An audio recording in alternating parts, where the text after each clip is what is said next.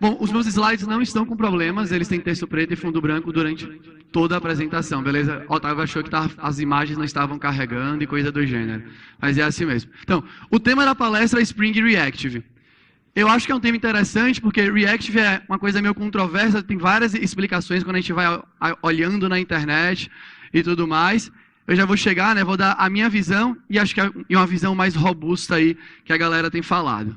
Então, eu sou Alberto, eu trabalho no grupo Kaelon, antes era só Kaelon, mas agora é Kaelon, Alura, Casa do Código e tudo mais, então a gente está chamando de grupo Kaelon. E o meu papel lá, basicamente, eu me descrevi na página de profile aqui da QCO como facilitador de aprendizado. É muito do que eu faço lá, né? Eu tento aprender bastante coisa, testo e tento fazer curso na Alura, curso na Kaelon, teve aqui agora a oportunidade de dar palestra na QCon, por aí vai. Então, o tema de hoje é o Reactive, e uma coisa que eu acho interessante o que é reativo, né? Eu não sei quem já parou para ler sobre o que é criar uma aplicação reativa e tudo mais. Eu tenho uma opinião dentre as várias, e se você for olhar, de vez em quando aparecem até umas opiniões estranhas, por exemplo, né? Quem trabalha com JavaScript, front-end, vai ter lá, tem uma biblioteca, eu não vou chamar de framework para não causar uma briga, que chama React. E aí você acha posts na internet que fala assim, o React é reativo.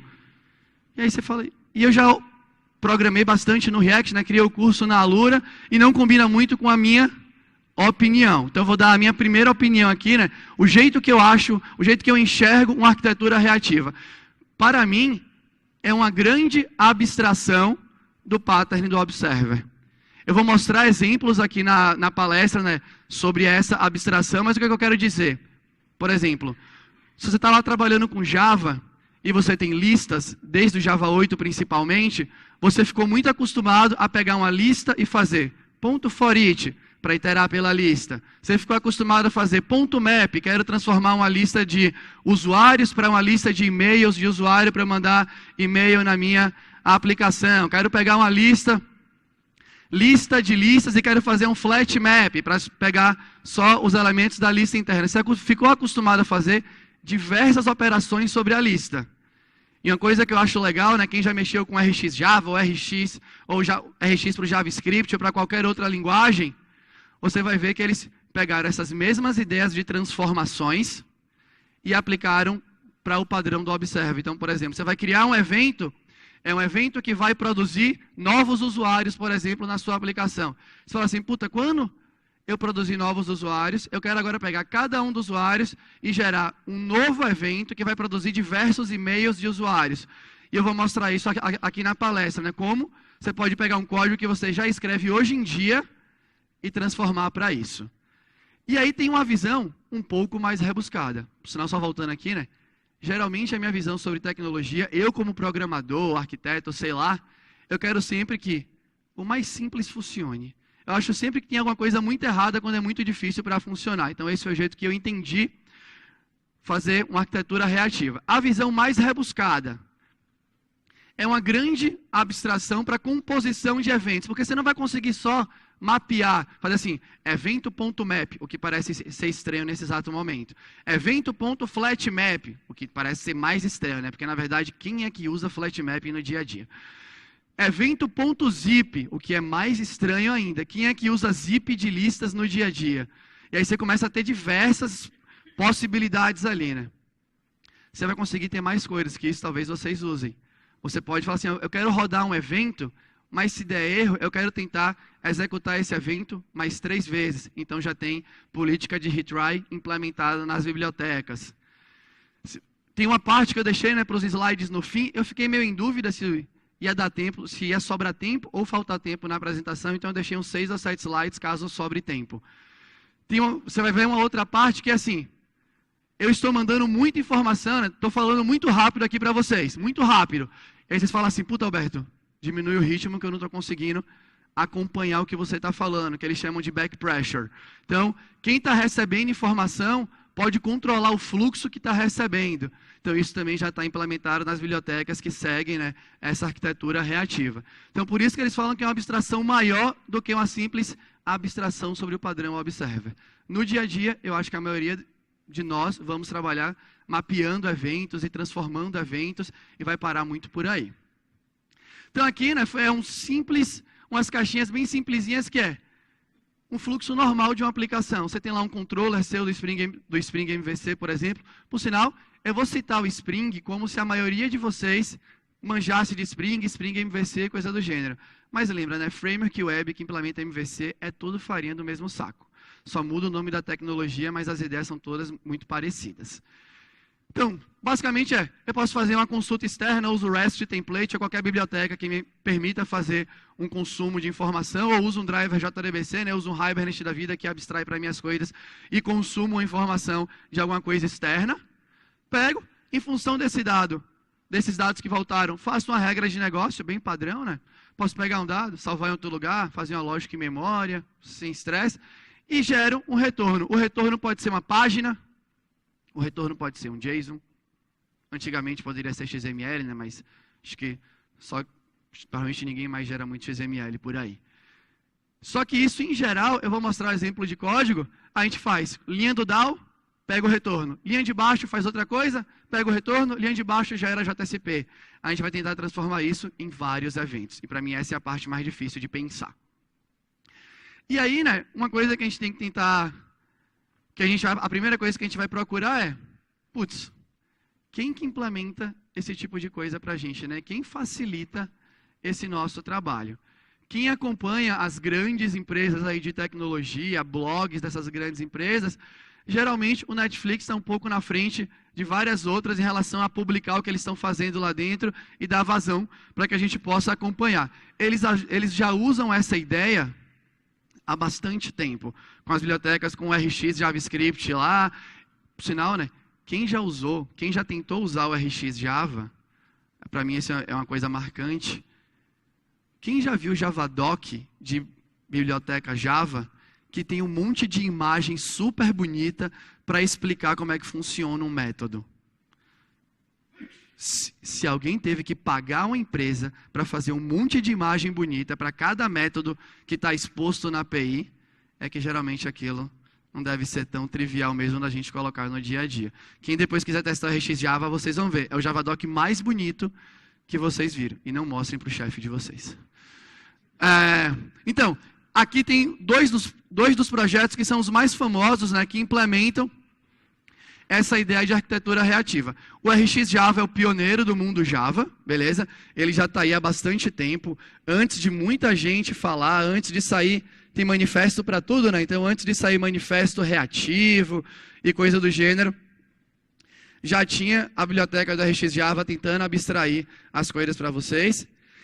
E eu acho importante trazer o outro que chama Project Reactor, porque ele é a base do Spring Webflux, que é a versão nova, a versão que veio junto do Spring 5, que traz essa possibilidade para as nossas aplicações do dia a dia. Então, esses são os dois mais famosos.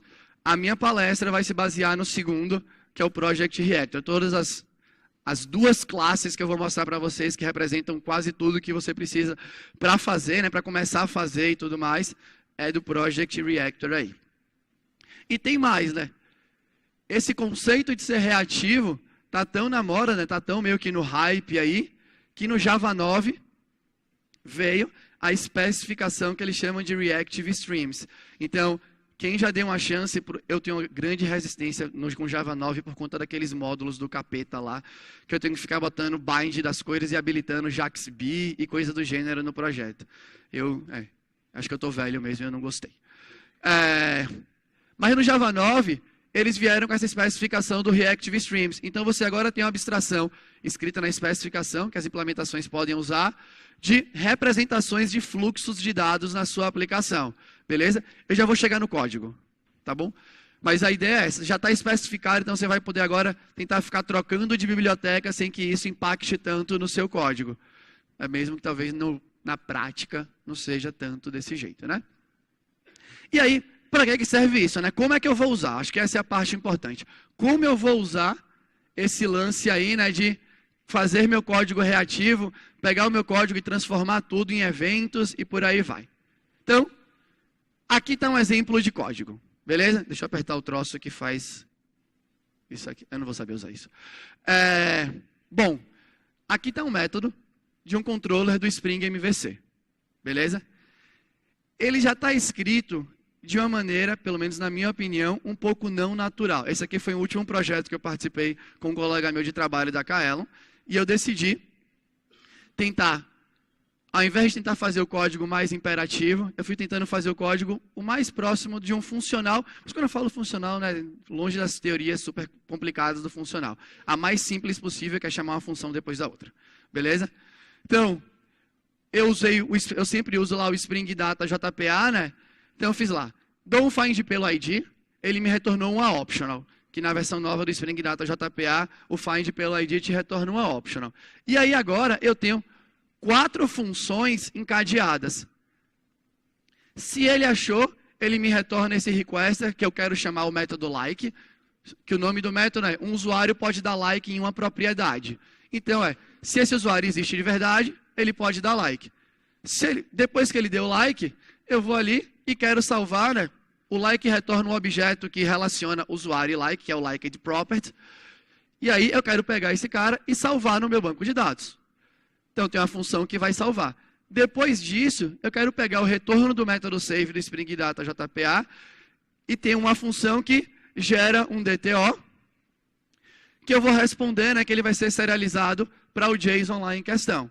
Então, se você for olhar, e no fim, se deu alguma zica, eu deixei aqui, né? Não deu like por algum motivo, e eu não tratei de maneira elegante a exception, né? Eu poderia ter botado esse or else throw lá no find by ID, por exemplo, e retornado um not found, ou algo do gênero.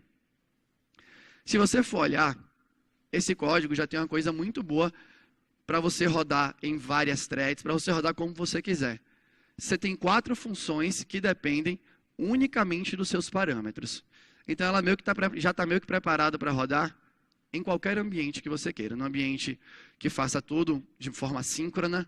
Por sinal, sempre quando a gente ouve sobre reativo, a nossa mente mapeia na hora que reativo é assíncrono. Na grande maioria das vezes, vai ser.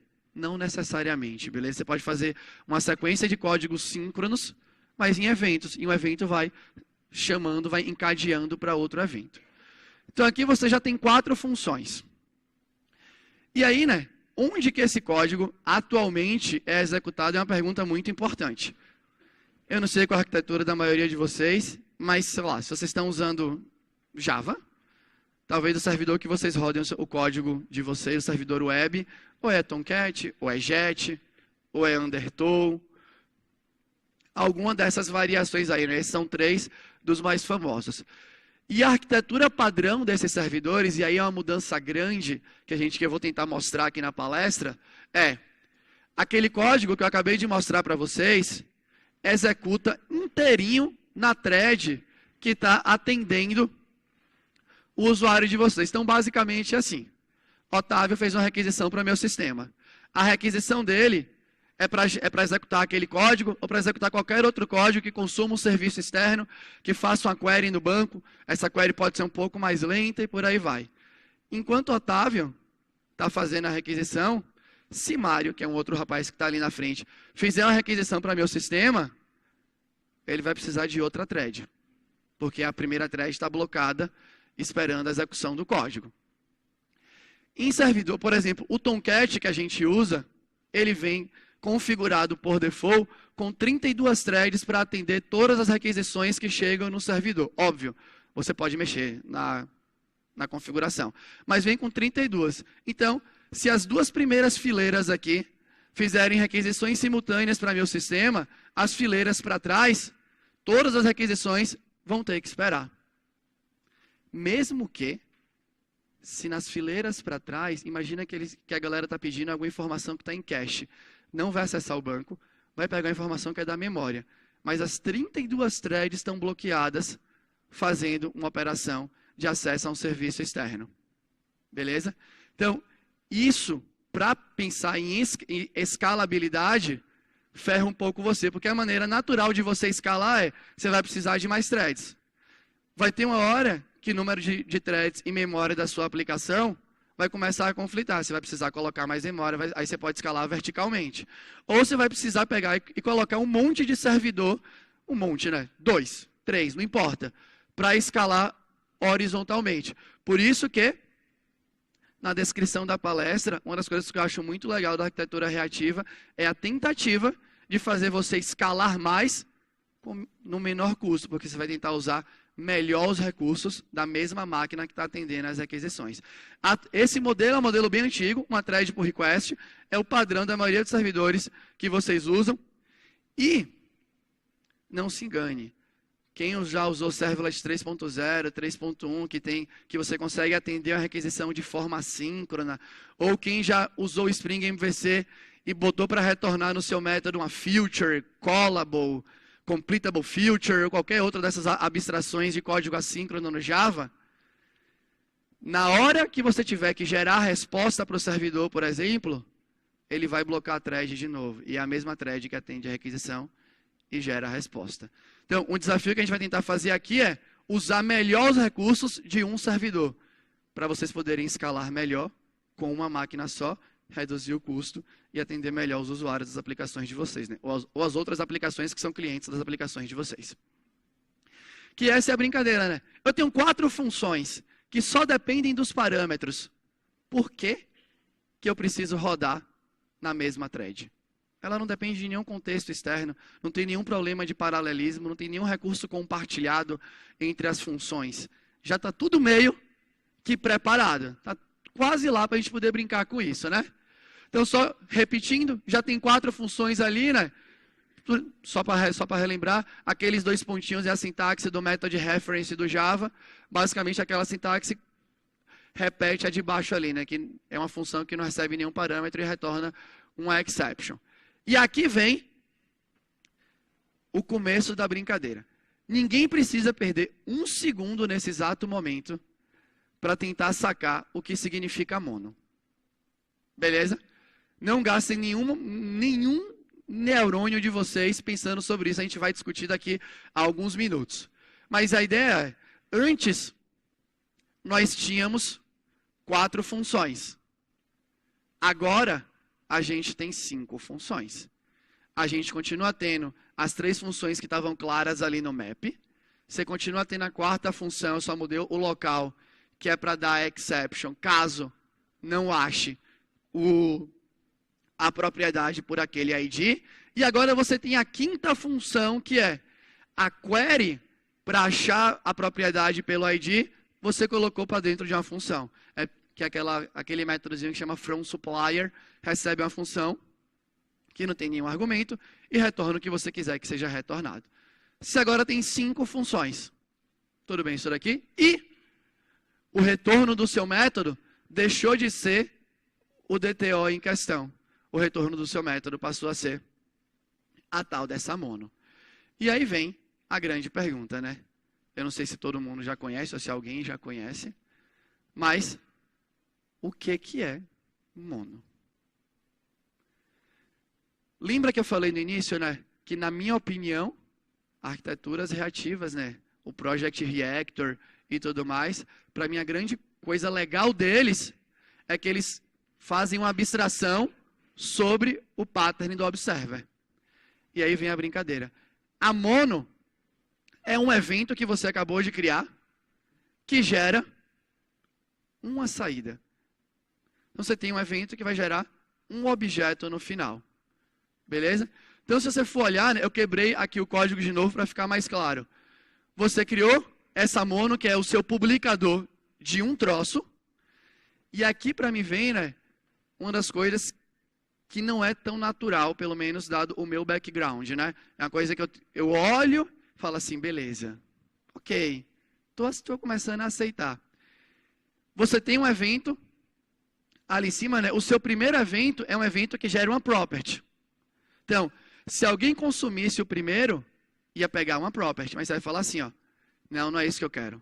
Eu tenho um evento que gera uma property. Quando alguém quiser consumir esse evento, antes de ele chegar no final, eu quero pegar esse evento e gerar um outro evento que agora vai me gerar um liked property, que é o retorno do método like. Depois eu quero, em função desse evento, gerar um outro evento aqui, né, que vai salvar essa minha liked property no banco de dados. Esse meu outro evento, quando consumido, vai me gerar um outro evento que vai cuspir um Liked Property DTO em função do retorno do seu DAO. E agora você criou uma composição de eventos. Você já tem a composição e a gente vai discutir, né? Porque você criou a cadeia de eventos, mapeou, né? Gente, esse mono tem map, flat map, zip. Tem todos aqueles outros métodos que vocês são acostumados quando lidam com listas. A minha opinião continua a mesma. Eu acho que a maioria de nós vai usar bastante map, que é o mais tranquilão de brincar. Eu sempre acho estranho quando numa regra de negócio aparece map.flatmap.zip, o if index, ponto não sei o quê. Dá uma parada, fala assim, puta, se eu não consigo ver direito o que está acontecendo, o negócio está mais tenso do que deveria em geral.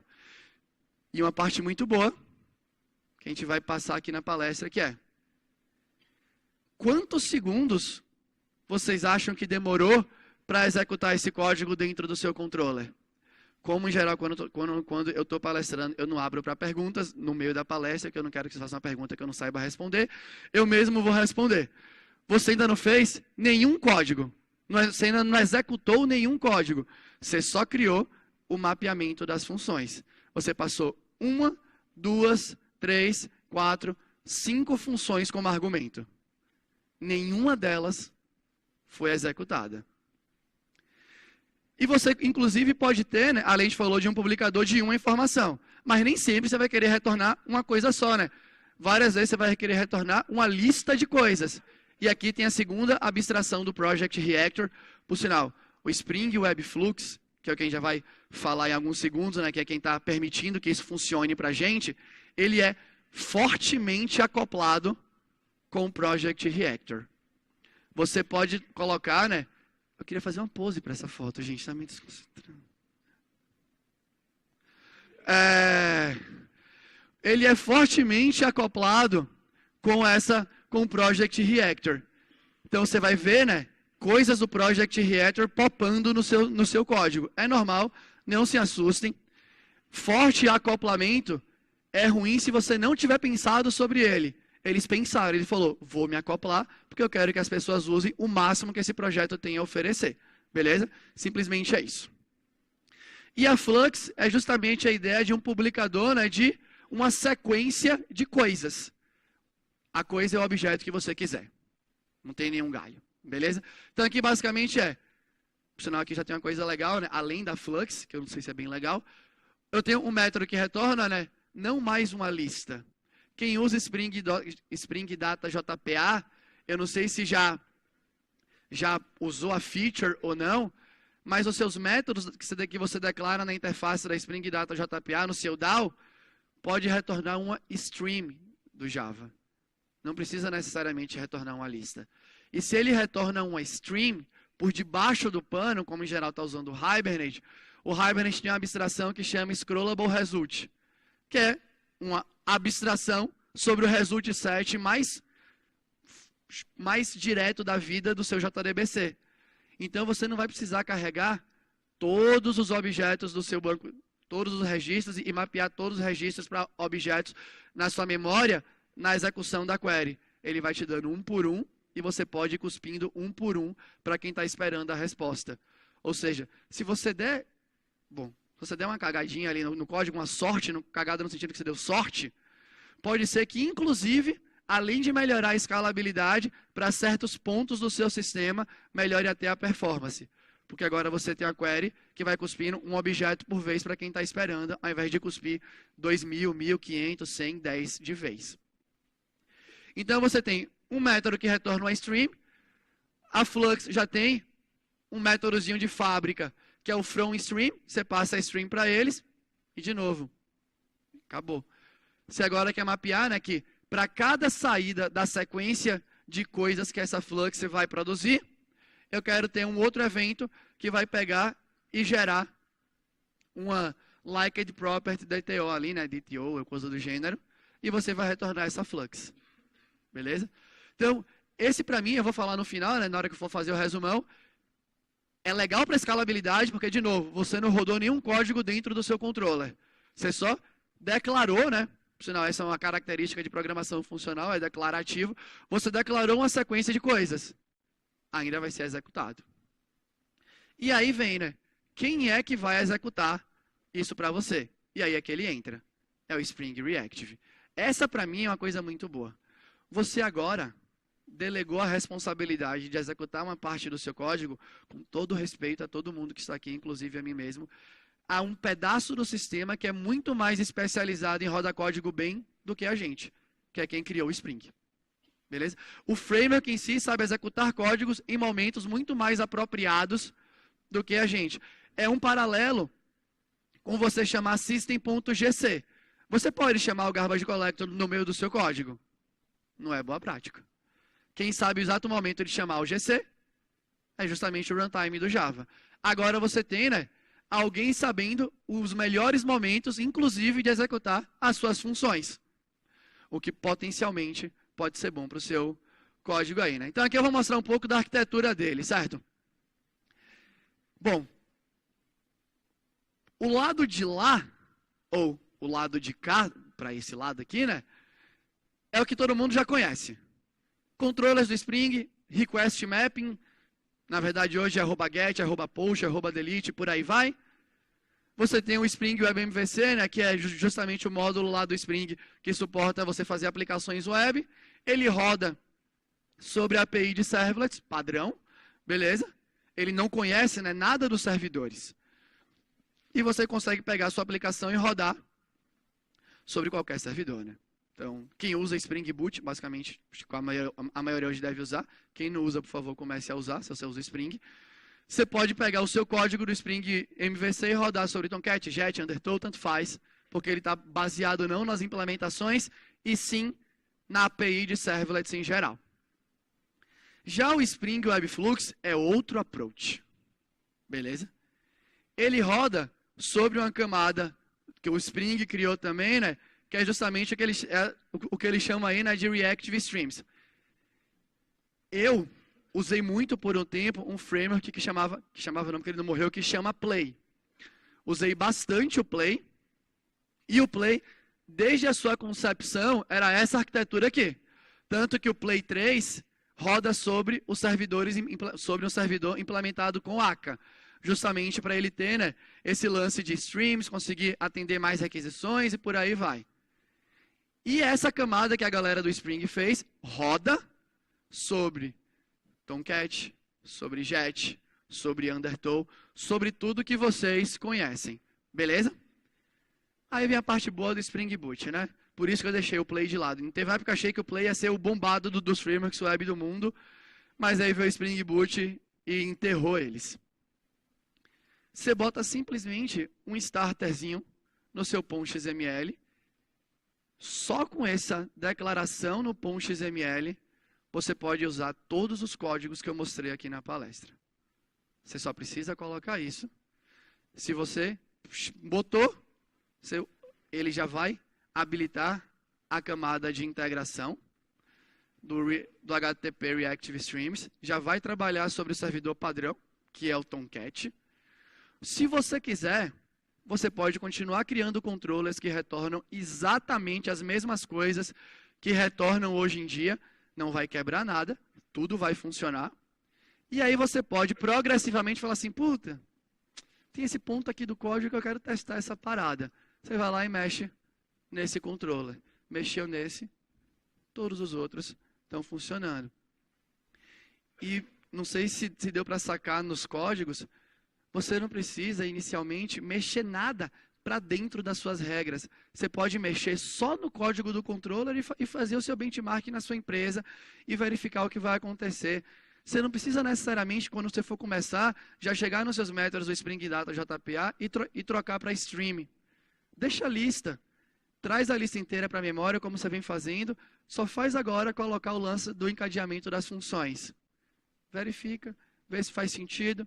Se fez, você vai tentando dar um passo de cada vez, né? Para você poder voltar mais facilmente aí. E tem uma coisa que eu não sei se vocês perceberam, porque eu achei sensacional. Ali embaixo tem 3 dos mais famosos, E tem um quarto que é famoso, mas que a gente não é tão acostumado a usar no nosso dia a dia, que é o tal do NET. O NET, gente, era um dos motivos do Play escalar muito mais do que os nossos frameworks tradicionais baseados na API de Servlet. Porque nas primeiras versões do Play, ele era implementado sobre o NET. Beleza? E qual que é a grande sacada? A camada reativa do Spring, a camada de integração que atende requisições web de maneira reativa, não segue a especificação de servlets. Se vocês entrarem no repositório do Spring Web Flux, vocês vão achar classes que dão import diretamente em classes do Tomcat, diretamente em classes do Jet, em classes do Undertow e em classes do Net. Eles têm a própria abstração deles de request. E é o que eu disse sobre ser fortemente acoplado. Se a decisão de ser fortemente acoplado foi pensada, você pode tirar proveito. Ele se acoplou fortemente com os servidores, porque para ele conseguir transformar o Tomcat em algo mais próximo de ser reativo, ele tinha que conhecer as classes internas do Tomcat. Ele tem que mexer com o request do Tomcat, é com o Coyote Request XPTO, não é mais com Servlet Request. Servlet Request, o Tomcat vai lidar com aquilo da maneira que ele quiser. Então ele tem handlers para cada um dos servidores, inclusive para o NET. E para você habilitar o NET na sua aplicação que você escreve hoje em dia, se você botar o Spring Web Flux, é só você botar o starter, que eu falhei miseravelmente aqui na missão e não botei esse slide. Você vai botar o starter do Project Reactor Net. Ele já vai subir o Net para você, vai rodar sua aplicação sobre o Net, do jeito que está hoje, ou de maneira reativa, caso vocês queiram. Mas agora vocês vão ter um servidor realmente reativo, porque Tomcat, Undertow e Jet são adaptações. O Net ele foi pensado para funcionar desse jeito, o Undertow foi mais ou menos pensado para funcionar desse jeito, o Jet e Tomcat bem menos. Beleza? Então é justamente o que eu falei, né? Não depende de servlets. Pode ficar tranquilo em relação a isso. Se integra com todos eles, o que é muito bom para a gente, beleza? Você não precisa mudar o seu modelo de programação necessariamente para conseguir testar as coisas.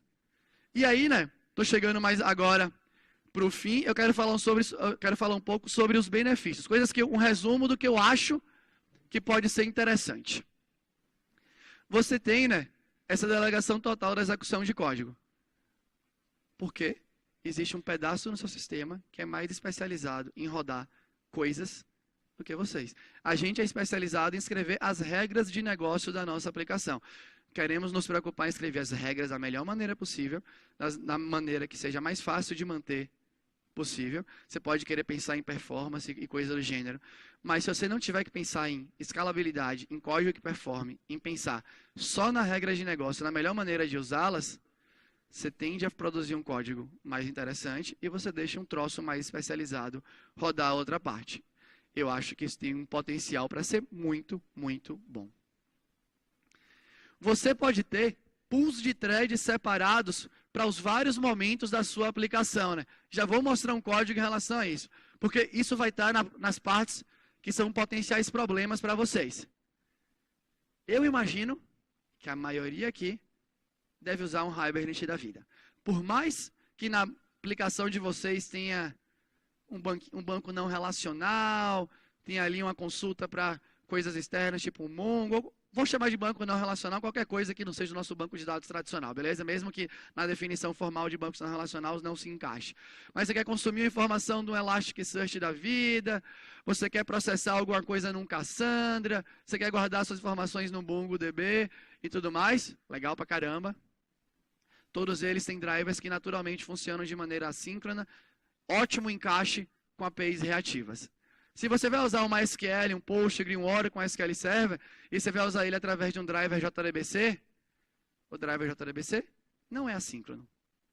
E não existe nada no horizonte que indique que vai ser.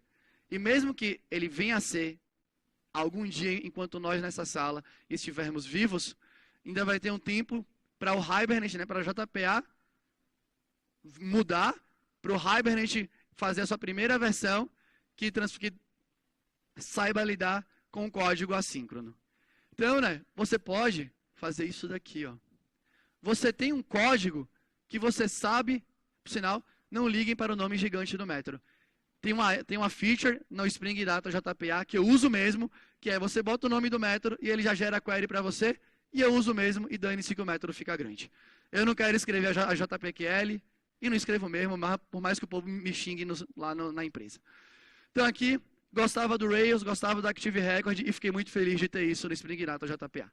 Então, nome de método gigante, só que esse é um código, por mais que retorne um stream, ele é um código blocante, porque o driver é blocante. Aí você pode falar assim, olha, para esse pedaço do meu sistema, eu quero que ele rode num pool de thread separado.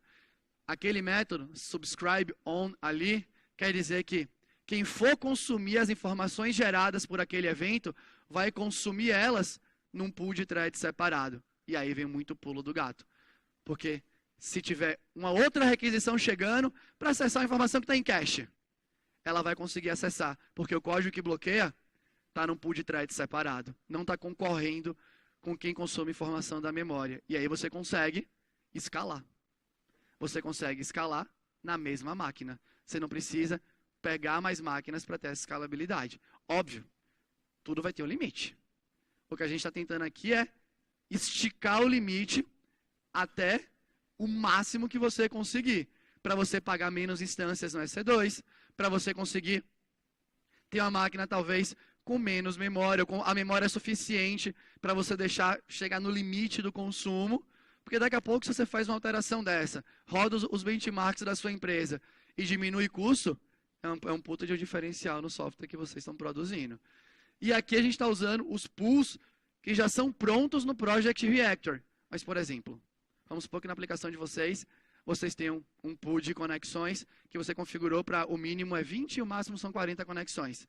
Você pode criar o seu pool dentro do Project Reactor, né, que eles chamam dos schedulers ali, um scheduler que vai ter no máximo 40 threads.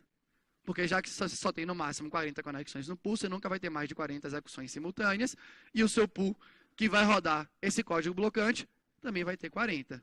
Beleza? Talvez o seu pool vire o seu gargalo, óbvio.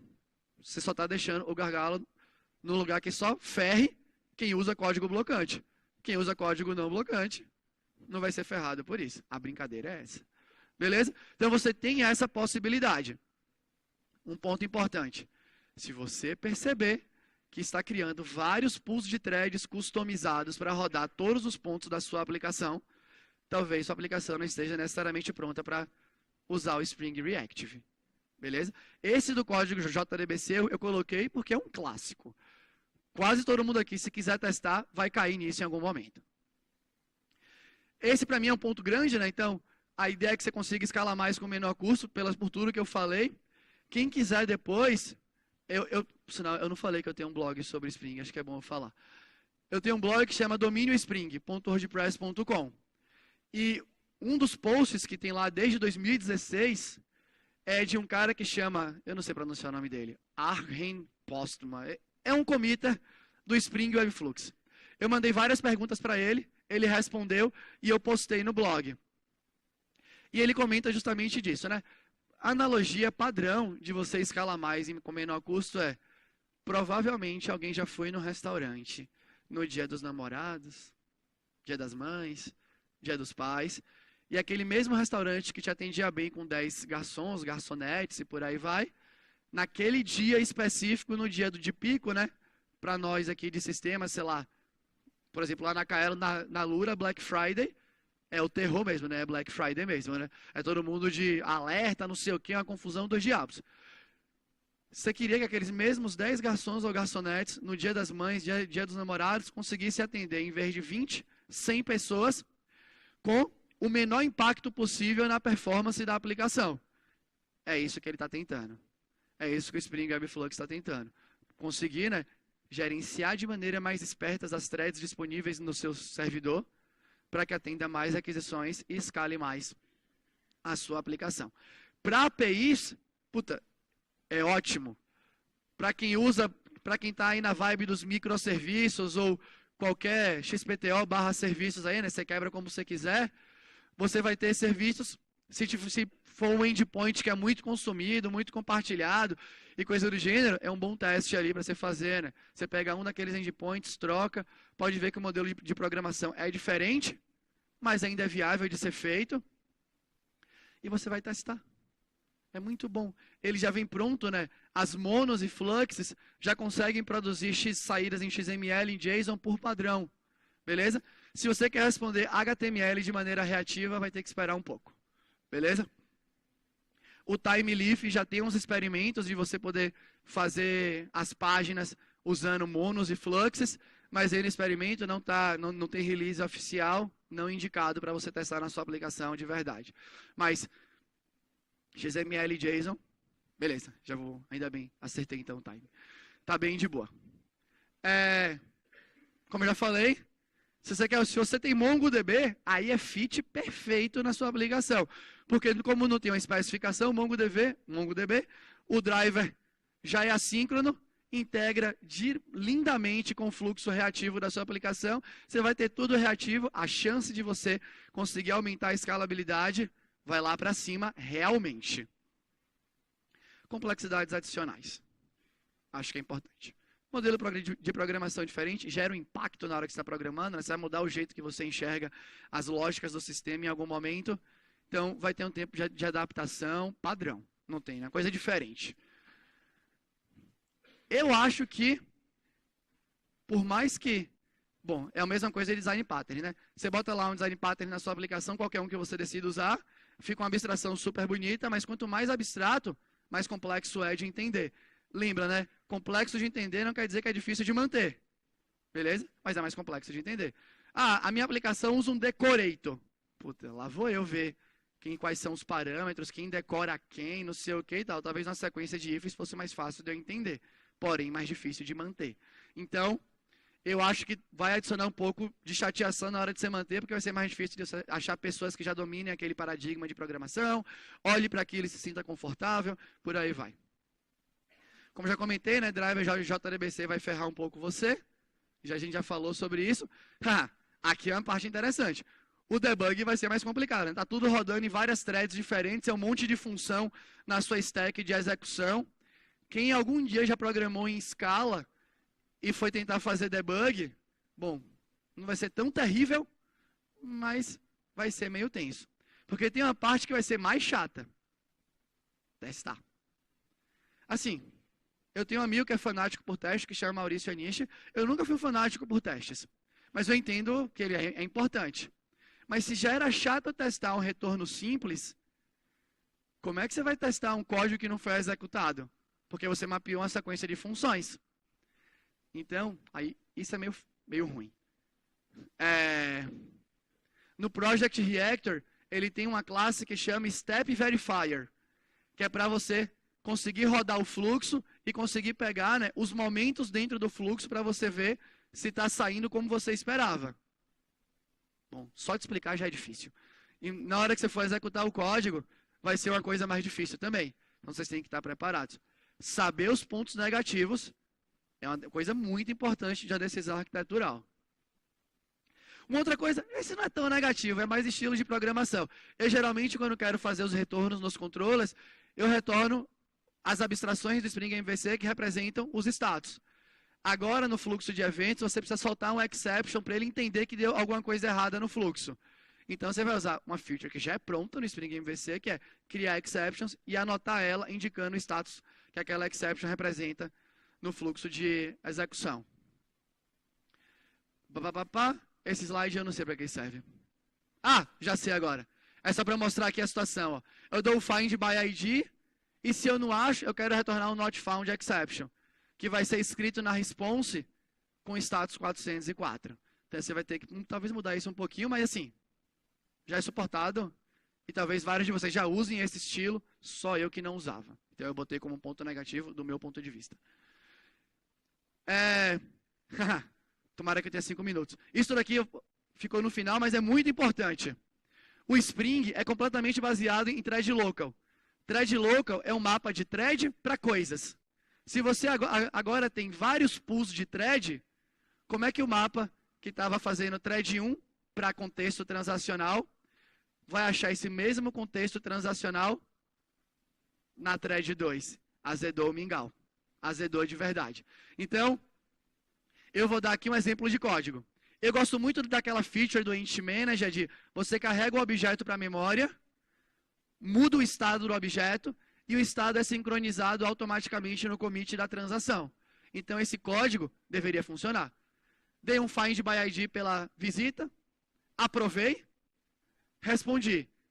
Isso aqui está envelopado na transação, no commit, o estado final do visit request seria sincronizado com o banco de dados. Negativo. Não vai ser.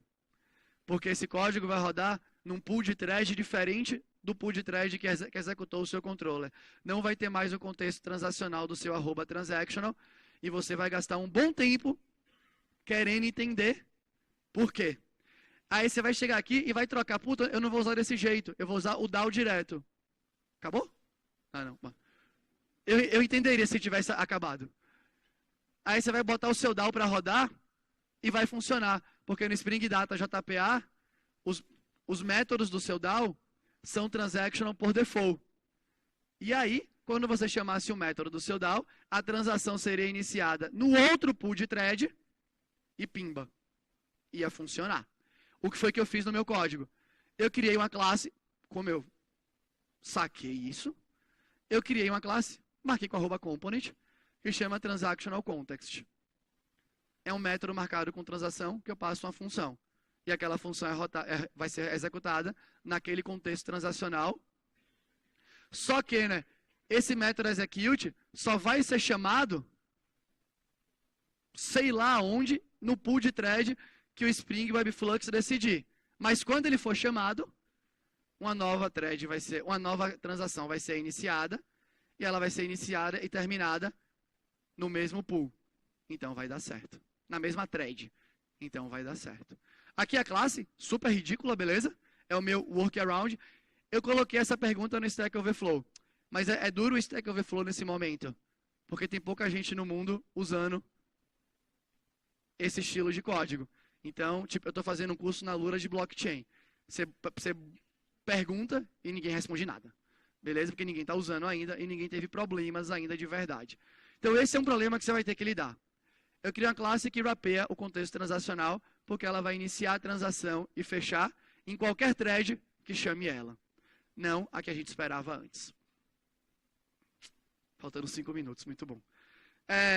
Tem mais 6 slides depois desse, que eu não vou começar agora, porque eu achei que talvez sobrasse tempo. Depois, quem quiser olhar, tem outros exemplos de... Já vem um cliente pronto, reativo, para você não usar mais REST template, e por aí vai. Beleza? Bom, era isso, gente. Antes de vocês perguntarem qualquer coisa, esse é meu GitHub, tem exemplos de código reativo lá. Esse é meu Twitter, beleza? E, bom, eu estou aberto para dúvidas enquanto a palestra permitir. Não sei como é que é. Vai ter microfone, vai quem quer perguntar. Vai ter, só um segundo. Aonde tem? A dúvida está... Aqui. Beleza, aqui. Está na 4ª fileira, aqui do lado esquerdo. 4ª fileira, levanta a mão aí, velho. Essa aqui a mão. Aí. Tomara que você pergunte uma coisa que eu saiba responder. Bom, na verdade eu tinha 2 dúvidas. Vou fazer uma primeiro, depois se der tempo a gente faz a outra. A primeira é o seguinte, você mostrou ali aquela questão de você fazer um transaction e execute ali. Nesse caso, não correria o risco daquele objeto que você passou, ele entrar dentro dessa transação detachado, por exemplo? Então, aquele objeto era novo. Então, não tinha muito estresse. Beleza? Mesmo que ele fosse, né, tivesse desatachado do contexto inicial que ele começou, ele já tem todas as informações necessárias para ele fazer um merge lá no fim. Então ele já tem ID, já tem tudo. Eles tentaram fazer o melhor trabalho possível para levar as coisas de uma thread para outra. Mas esse caso do commit não rolou. Não rolou. Posso fazer outra? Bom, para mim está à vontade. Não, aí agora uma dúvida sobre a questão do Webflux mesmo. Certo. Tá, você mostrou ali que você vai, coloca ali, retorna um flux. Flux. Tá. Mas eu não entendi assim. O Webflux, na verdade, o que ele faz? Ele tem um listener para aquela requisição que vai chegar para daí disparar a chamada? Preciso correr muito agora. Um momento de silêncio. Aqui. Não. É esse, beleza. Não, tá. Dentro do Spring MVC vai ter esse código. Ali eu simulei a chamada do controller. Aquele código riscado era o que eu queria dar só exemplo para vocês. O consultor é deprecado mesmo. Você está com a Flux. Pensa lá dentro do framework. O framework dá subscribe no evento que foi retornado. Entendi. Aí... Então, assim, mas, por exemplo, quando eu, sei lá, eu peguei lá uma URL e fiz um curl para ela, um get, para poder pegar tudo ali. O resultado do curl vai ser só meu objeto lá, mas quem vai resolver esse objeto para executar aquelas funções vai ser o quê? Algum listener interno dentro do Webflux, é isso? Exatamente. É tipo esse listener aqui. Ele dá subscribe no retorno do seu método do controller. E aí, quem está observando aquela sequência de eventos consome as informações e vai escrevendo no response tudo que for necessário. Eu conheço você. Vou voltar aqui. Última pergunta. Ainda sobre essa parte transacional, ficou claro ali naquela estratégia sua que para cada map você vai abrir e fechar uma transação, né? Mas e quando a gente precisa várias interações com o banco de dados numa mesma transação, como é que o povo tem feito isso, você sabe? Como o povo tem feito, não, eu não sei. Como eu faria, eu criaria um service que isolaria essa lógica, que acessaria todos os DAOs e tudo mais, e esse service seria chamado no meu componente do contexto transacional, para você garantir que todos eles vão rodar no mesmo. Você não vai conseguir ainda, né? Porque senão a transação teria que ser tipo distribuída. Começou num evento, numa thread, você tem que pular para o outro. Eu acho que eles não vão dar suporte para isso. Vai adicionar muita complexidade dentro do código deles. Você vai ter que wrapear todos num contexto só e lidar daquela maneira. É como você pode fazer hoje em dia e eu acho que é como vai ficar sendo feito. Não acho que vai ser muito diferente. Beleza? Quem tiver mais perguntas, eu espero aqui na frente, ali do lado, para não atrapalhar o próximo palestrante. Pessoal, tá bom, gente? muito obrigado. Vamos dar um intervalo de 10 minutos para começar a próxima palestra.